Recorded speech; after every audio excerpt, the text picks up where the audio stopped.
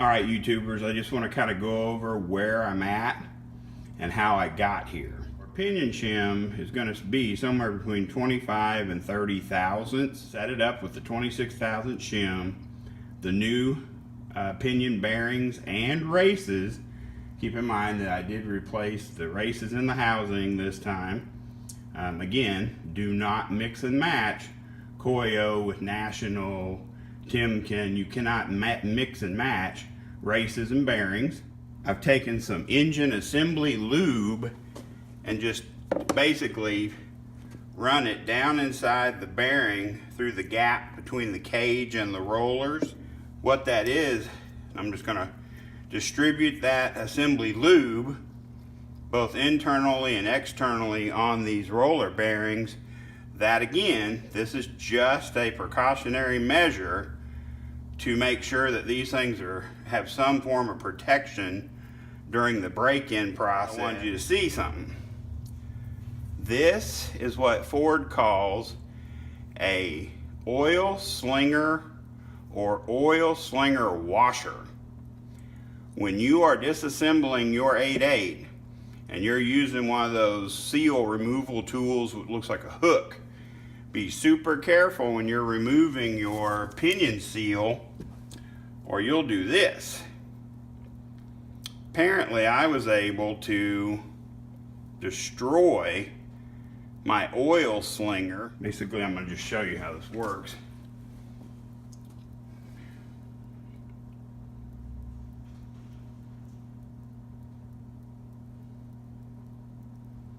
Just in that gap, right at the top of or in between the cage and the inner race, as a precautionary measure while this thing is, getting lubed in its initial rotation. But I wanted you guys to see the pinion gear with the new 26 thousandth shim, brand new Koyo bearings, and that little slinger and all that junk.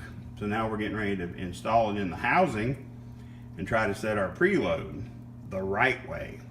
Okay guys, first step is to take your assembled pinion gear with new crush washer and just set it into your race. Kind of wedge that up in there to hold it far enough forward so that I can get the nut and everything started on the other side. Guys, we're over on the other side. So now we've got our pinion setting into the housing, somewhat secure. So then you're going to put in your small pre-lubed pinion bearing. Try to get it to go up in there as far as you can to its race. But the trick is trying to get that pinion to stay up in there long enough for you to get everything started, and you'll see here in a second. So I've got my small outer pinion bearing. Then we got to put our oil slinger on. Can't believe I was so dumb and tore that thing up. We have to install our seal, and we have to put our seal on before we do our nut and our torquing and everything, because your companion flange is going to cover up and engage the seal. Okay, like magic, we've got our seal installed. Make sure your oil slinger washer stays up inside of there, away from your seal. We're over there. We switch sides. Hold in on it enough to. Now this is a brand new nut, never been used before. Fresh Loctite and everything.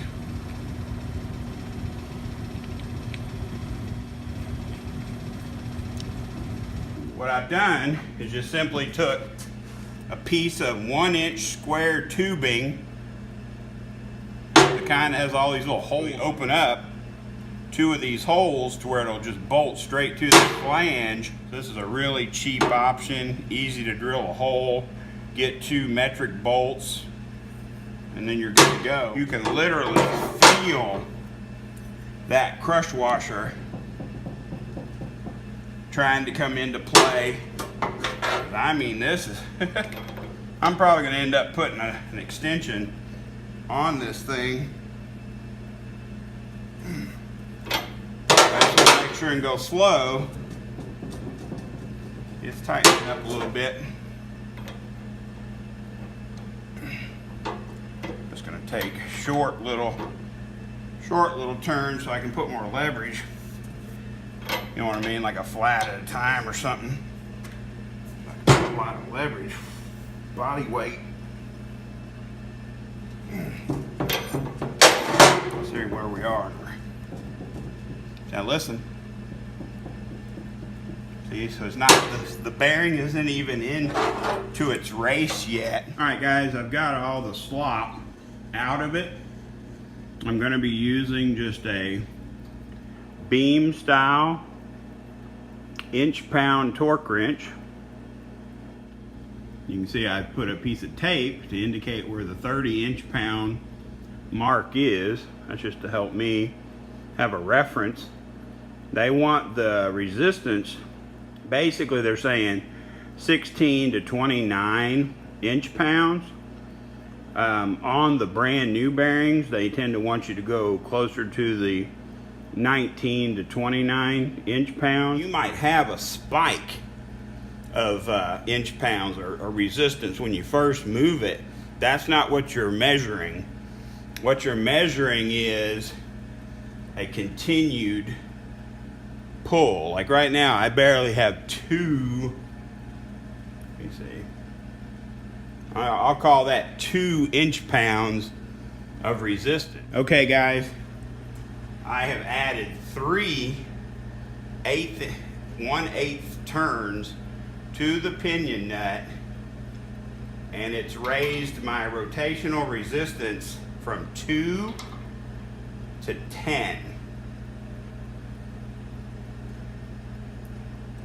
Like right now, I'm getting right at 10 inch-pounds of rotational resistance. If I do another 1/8 inch turn, that should be, you know, roughly, what, 2?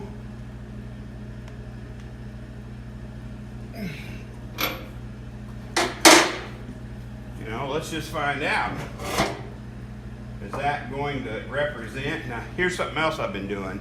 After I make that adjustment to tighten this preload, I'm letting that bearing kind of move the lubricant around and let it relax. A little bit of a turn that was adding about 2 inch-pounds per turn.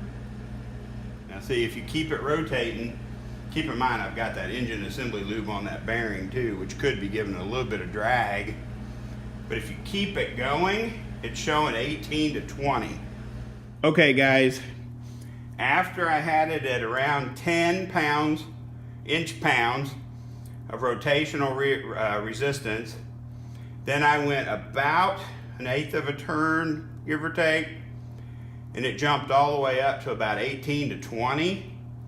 This last tightening, I literally only turned it a 1/16 or less.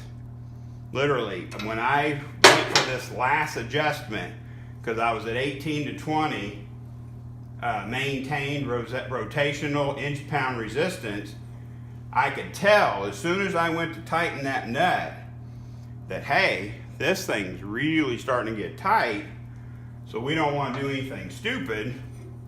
So I literally just barely nudged it, and it's given me what I believe to be 29 inch-pounds. Now see, it's going to breakaway torque almost 35, but as I keep this thing moving, it's about 28 or 29, which is what I was shooting for because of the new bearings and the lube I have on there. So right there, 28 to 29. That's exactly where I was shooting for. If you've been following this build, you'll know I had some questions about my other 31 spline track lock. So I was able to work out a deal with a friend of mine on this brand new Ford Racing 31 spline track lock. Your press on carrier bearings, races. You've got your shims that you're going to have for each side. Now that's all going to be determined during that setup process. All right guys, I just wanted to show you that what I did, and this is really helpful when you have the rear end sitting on a workbench and not in the vehicle. You can go ahead and install your left side shim with the bevel towards the carrier. Then you can hold your race on each side on your carrier bearings, set the carrier or track lock, whatever you want to call it, down into the saddles of the housing and get everything pushed over to one side. Now what they tell you to do, and hopefully when you disassembled your rear end, you marked which, now keep in mind, the little arrows here in the middle always point outward from the carrier, and hopefully you mark these so you'll know which one is left and which one is right, because they are definitely not interchangeable. Install your left side cap onto the housing, holding everything. That's basically like a safety precaution, where if you're working under the vehicle, you can manipulate this carrier and this thing won't slide out on you. You may not have one thick solid shim like this factory one. You might have of different size shims to get your needed width, but it's kind of a game to try to hold that race over out of the way and get your shim pack in. Now when you go to install these, you can't hit this with a steel hammer, or at least they tell you not to. What they want you to do is use a brass punch or a Ford shim installing tool. What I just want to do is just tap it and see if I can get it to start moving, because I don't want to break it. Slowly move that race over onto the actual bearing rollers, because you want your carrier to be tight. Like when you get done, you want to have some rotational resistance, and hopefully you tested that and everything while you were setting up your pattern. It looks like you could just hammer that baby home, but that's not how that works. Be patient, guys. Let me work this thing real slow and get it in the right way. There we go, guys. Used the brass punch and got it knocked down in there where it's supposed to be. So now we'll install the cap, get those bolts torqued to 100 pounds, and we'll check our rotational resistance, and then we'll check our backlash again. Okay guys, we're just gonna have to work around the furnace noise because I need to keep my momentum on this. Basically, now that every single thing is final torqued, okay, last night, or last time I worked on it, my backlash was 8 thousandths. And right now we're looking at, let's see, of course it's gonna move on me, 10 thousandths, guys. I'd say 9 to 10 thousandths. See it? That's like 9 thousandths. The spec you're looking for is 8 to 12. So I'm well within that spec. Yeah, I'd say that's 9 thousandths. It changed 1 thousandths with everything final torqued. I don't think you can beat that, guys. Let's keep buttoning her up. Gotta get the axles and all that in. Alright guys, here's the finished assembly with the cover on.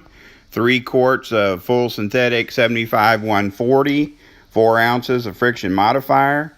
I appreciate you guys watching. Please like, subscribe, and share.